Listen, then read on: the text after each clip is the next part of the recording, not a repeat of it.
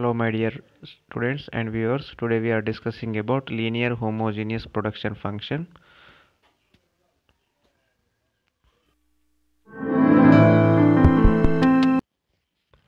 The linear homogeneous production function implies that with the proportionate changes in all the factors of production, the output also increase in the same proportion. So ఇందులో linear అంటే సరళరేఖమైనటువంటి సమానమైనటువంటి ఉత్పత్తి ఫలాన్ని మనం discuss చేయడం జరుగుతుంది.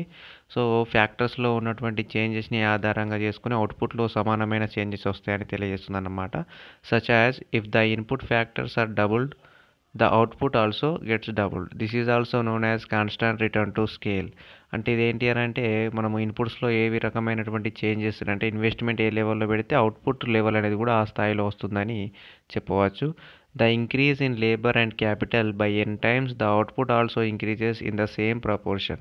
The concept of linear homogeneous production function can be further comprehended through the illustration given below figure. So మనము investment కానీ ఇన్పుట్స్ని కానీ ఎన్ లెవెల్లో మనము లేబర్స్ క్యాపిటల్ని ఇన్వెస్ట్ చేసినట్లయితే అందులో వచ్చేటువంటి అవుట్పుట్ కూడా ఎన్ స్థాయిలో ఉంటుందని చెప్పవచ్చు అనమాట. దీన్నే స్కేల్ ఆఫ్ ప్రొడక్షన్ అంటే సమాంతరమైనటువంటి స్థాయి లేకపోతే సరళరేఖీయమైనటువంటి స్థాయి అని కూడా మనం తెలుసుకోవడం అనేది జరుగుతుందన్నమాట.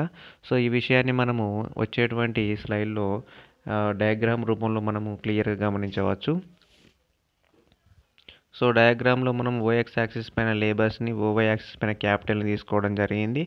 సో ఇందులో ఉన్నటువంటి స్కేల్ లైన్ అనేది లెఫ్ట్ టు రైట్ అనేది అప్వర్డ్ స్లోప్లో ఉండడం అనేది జరిగింది అన్నమాట. ఈక్వల్ టు ఎక్స్పాన్షన్ పాత్, విస్తరణ పదం ఆధారంగానే ఉన్నది.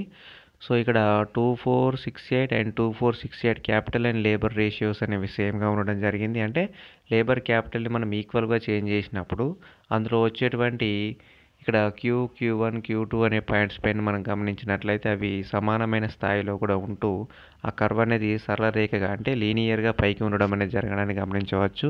సో దీనికి సంబంధించినటువంటి కంప్లీట్ ఎక్స్ప్లెనేషన్ మనం ఈ స్లైడ్లో ఇవ్వడం జరిగింది.